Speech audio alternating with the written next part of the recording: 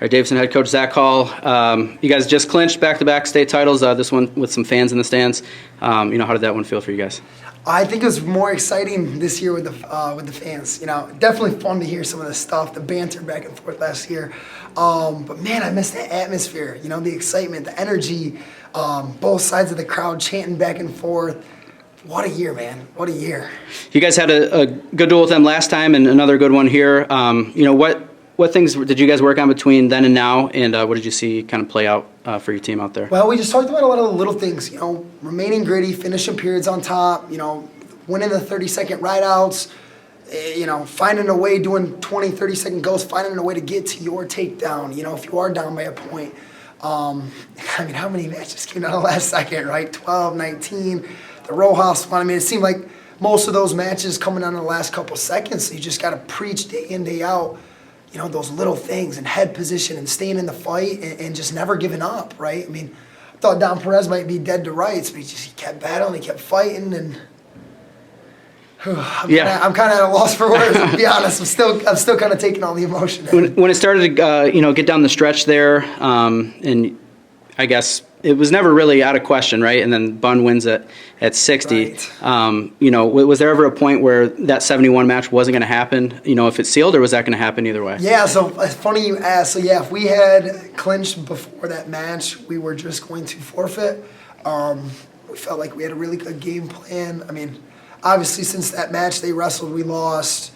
That's basically been his sole focus, right? Is just kind of fine-tuning little things.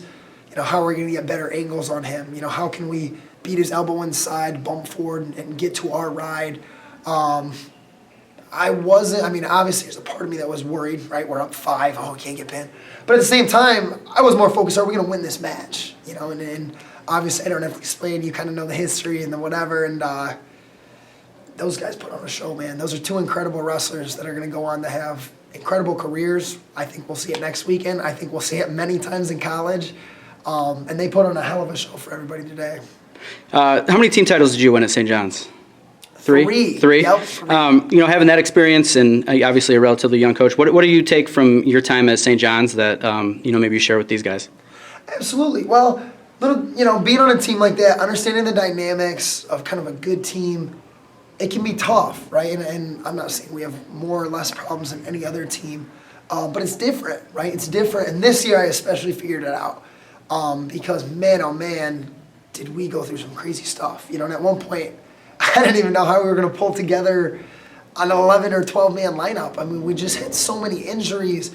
We kept getting hit with the influenza, with COVID. Believe it or not, I had a couple guys quit the team that ended up being huge contributors to this success. But it definitely doesn't get easier as the years pass, right? I think, I'll be honest with you, I think my St. John's, if anything, gave me more perspective on kind of the other side of the scoop, right? We actually, my senior year, lost on criteria. Came down to the last match. They stalled our kid out. We lost on criteria. And to me, that really kind of paved the way a little more for me understanding the first situation, right? The first year those guys beat us and the devastation of that, and kind of learning how to take it all in stride and not get too emotional about it. So honestly, I believe St. John's actually prepared me for that kind of other side of this case. I think most people understand winning's fun. It's how you kind of handle yourself when you lose or in times of tribulation. I think that's a true testament to who you are and your character. And so for me, I thought that was a really big growing point and learning moment for me. You guys have a lot of really good seniors in the lineup. What have they meant to this team and the Davison program as a whole? Yeah, so another funny thing you've asked. I pulled those 8 seniors we got in before the thing. I'm like, man, we've been through hell and back, right? They beat us, we beat them. We're gonna do it again. Those guys have just put so much time and effort, and I don't know if this is the greatest team we've ever had, but in terms of team chemistry, this is by far. As long as I've been at Davison at least, all those seniors, man, they help the JV guys. If a guy has to go cut weight, they go with them. They're beyond, being just a senior. All those guys, we got 8 or 10 leaders on that team. They lead by example. They lead by doing all the right things, in their diet and their weight control. The extra work after practice, And that's when we hit our stride. I don't think we were the favorite to do what we did today, sometime around that December, January area. And, one guy starts jumping rope after practice, then another guy starts doing pull-ups, and it just becomes really contagious.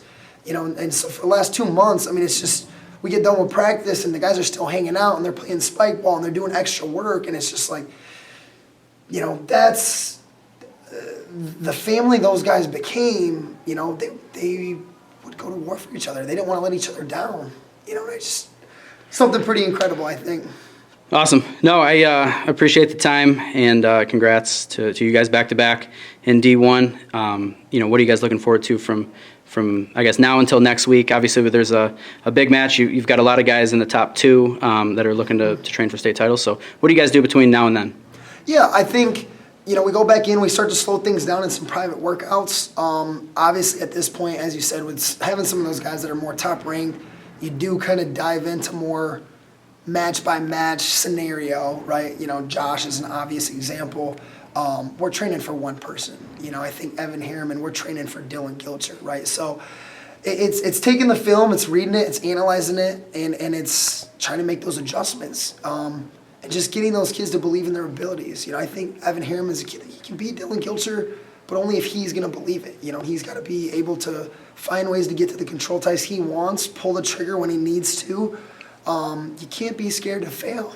You put way too much time in to come out here and be nervous or try to survive. I tell these guys, raise your enthusiasm, have fun, and put on a show. You put way too much time in to not have fun with what you're doing. So it's a lot of that. It's a lot of that. I truly believe, especially in those really close, tight matches, sometimes it's just who's more willing to take a risk. And obviously once in a while it doesn't pan out, but you have to be willing to take risks to get anything you want in life. And we just preach that message to the guys every day. Don't worry about them. Our offense, our offense, our offense.